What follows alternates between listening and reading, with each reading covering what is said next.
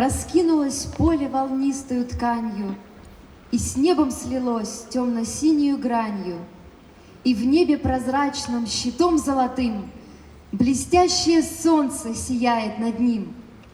Как по морю ветер по нивам гуляет, и белым туманом холмы одевает, о чем-то украдкой с травой говорит, и смело во ржи золотистой шумит. Музыка Игоря Матвиенко, слова Александра Шаганова, обработка для хора Ольги Митрофановой. «Выйду ночью в поле с конем» исполняет хор выпускников ансамбля имени Локтева.